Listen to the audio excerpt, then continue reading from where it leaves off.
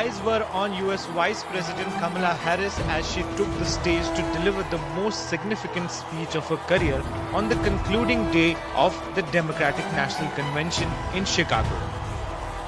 Vice President Harris, who is of Indian and African heritage, on Thursday night accepted her party's nomination, becoming the second woman to do so for the Democratic Party after former First Lady Hillary Clinton. And I want you to know, I promise to be a president for all Americans.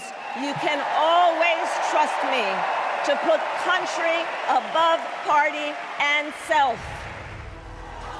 She laid out the consequences of electing former President Donald Trump to a second term, calling him an unserious man. Referring to 2020, when Trump lost his re-election bid, she said that he sent an armed mob to the United States Capitol and fanned the flames. In many ways, Donald Trump is an unserious man. But the consequences of putting Donald Trump back in the White House are extremely serious.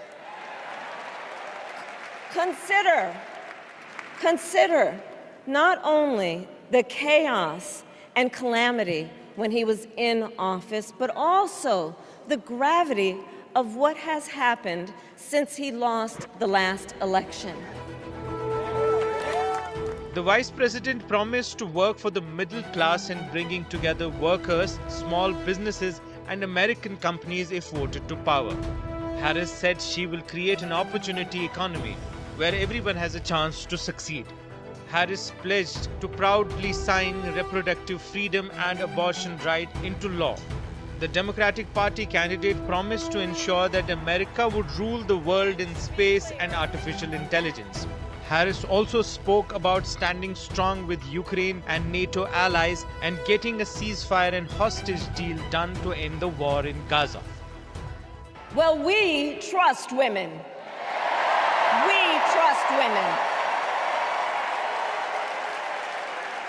And when Congress passes a bill to restore reproductive freedom, as President of the United States, I will proudly sign it into law.